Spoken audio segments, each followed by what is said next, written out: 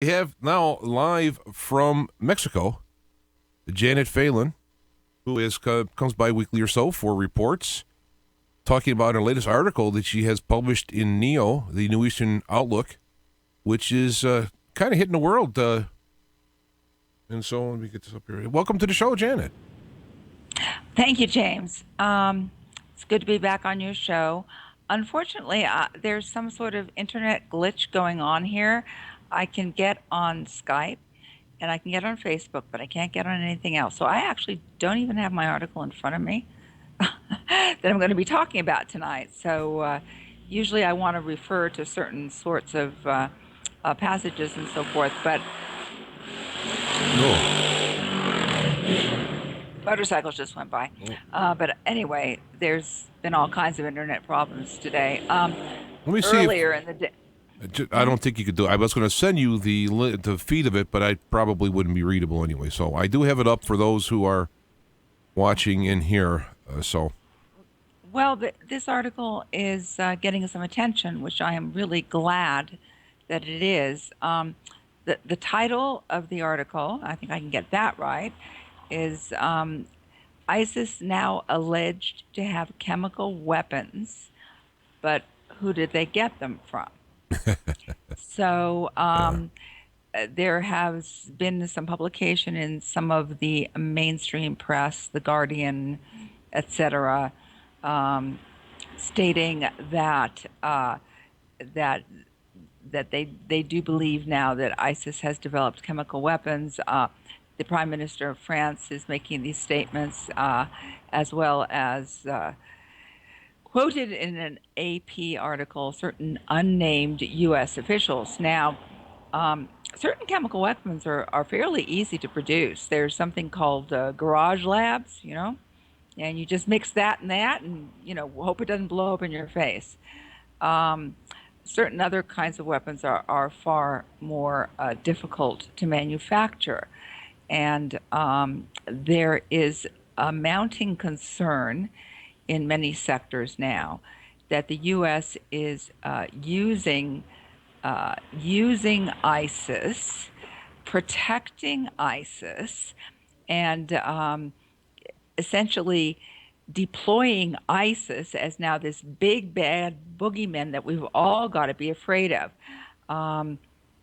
The fact that the U.S.'s alleged bombing campaign against ISIS in Syria was so unsuccessful. The fact that the U.S. got just so hissy with Russia when Russia went in and started to successfully bomb ISIS. All of these are indicators that this whole ISIS story may not be what it appears to be. So what we've got here now is like Osama bin Laden, who apparently had died somewhat prior to the attacks of September 11th, propped up as the big bad boogeyman that should scare us all into surrendering our rights. We now have a new boogeyman, even more fearsome than Osama bin Laden. And I'd sent you, just for the heck of it, you could try this. I sent you a text copy of your article. It was Skype. Maybe you can click on it. Alrighty. Maybe you can click on Well, it. It'll help. let's see if I can download something here. Well, one of the problems here, there are several problems, with this whole ISIS and chemical weapons story. One problem, of course, is who ISIS really is, and why the U.S. seems to be propping up ISIS at the same time that they're trying to scare us with ISIS. But there's a secondary issue here, and the article goes into this in some length. And this has to do with the U.S.'s own violations of not only the Biological Weapons Convention, but also the Chemical Weapons Convention. As we know, the U.S. likes to strut around the world making the world safe for democracy and accusing other nations of having these terrible weapons. The article goes in to some of the issues surrounding prior U.S. allegations that Assad had used chemical weapons. There's some hard science debunking concerning some of those allegations. And then we offer you a real treat, which is my recent email to the people at the Chemical Weapons Convention in The Hague, stating to them that I have now in my possession hardcore proof that the United States is violating the Chemical Weapons Convention. And I have put down the challenge to The Hague. The Chemical Weapons Convention is situated there. And I've said I have what constitutes proof in my possession, and just tell me how to get it to you. Now, what kind of proof do I have? Previously, we have talked about some of the sneaky stuff that the U.S. is doing with biological weapons and chemical weapons. We've talked about the double-line water system.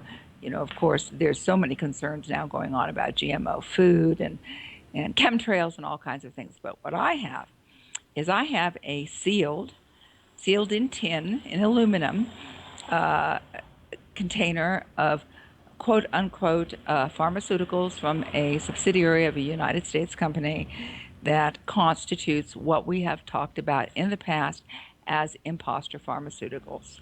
What are imposter pharmaceuticals? Imposter pharmaceuticals are another sneaky way to kill people. A target, whether the target is a political target, whether the target is somehow in a demographic group, such as someone in a nursing home who might have become expendable. These are the kinds of people who are getting the imposter pharmaceuticals.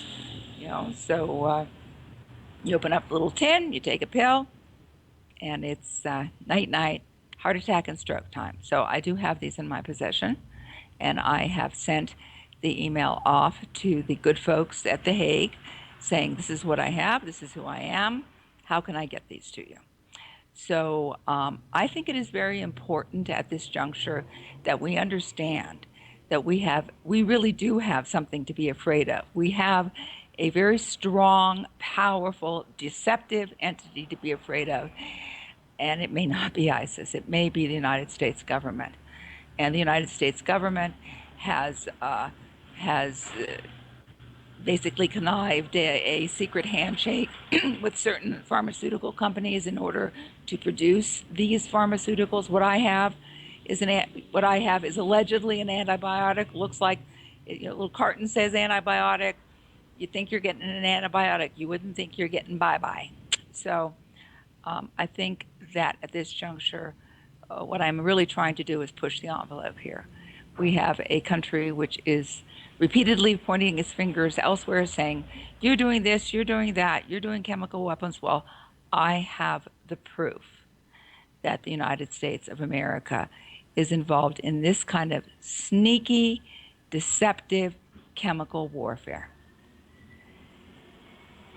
I'm looking, I just had an idea. I just had a concept. I can get a picture of this. I'll put it up here. Yeah, here we go. Here's a picture. Let's see if I can get this on. Well, it's kind of small, but I'll put it up on the webpage.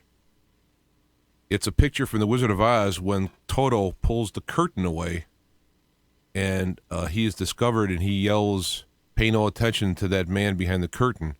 And so you have the big Oz thing, which would be ISIS, formerly known as Al-Qaeda and so forth. You have that, and then you have the people involved on the, let's say, the technological and insightful and inciting end would be the West itself, the West leadership itself. Well, I look forward to seeing this picture. Just to briefly mention, the imposter pharmaceuticals and other sneaky forms of biological and chemical warfare are also discussed in my book, exile. Somebody emailed me today and told me that she'd gotten my book, and it was terrifying. Actually, this book may save your life.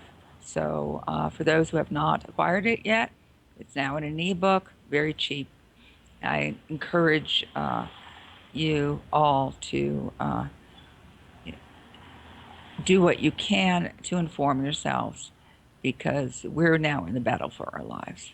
I think I found this here. Let me see if I can do this. Ah, good. Hold on. I'd like to see it. The wrath of the great and powerful Oz. I said come back tomorrow. If you were really great and powerful, you'd keep your promises. Do you presume to criticize the great Oz? You ungrateful creatures think yourselves lucky that I'm giving you audience tomorrow instead of 20 years from now. Oh, Now he's discovered. the great Oz has spoken. Oh. Pay no attention to that man behind the curtain. The great Oz has spoken. Who are you? Yeah, well, they found out. They found out who was on there. So, however the metaphor fits, it fits on many levels. But Sure does. and people can get these articles, of course, at the webpage. Again, all you have to do really is to remember Janet Phelan Neo, and boy, you'll get an eye full of stuff. So I again appreciate you coming on the show and telling us these things. Well, I appreciate you doing the work. I'm not happy to hear a lot of times, but we need to hear. Well, and reality is well, we is, do. reality We is do, the Mayor. is that we greatly outnumber the guys causing all the trouble. And so if we would band together and simply say no, Gandhian like, that could conceivably end. So anyway, thanks again for your work. Well, thank you, James. I'm going to sign off for now, and have a great week. See you next week. All righty. Good night. Good night.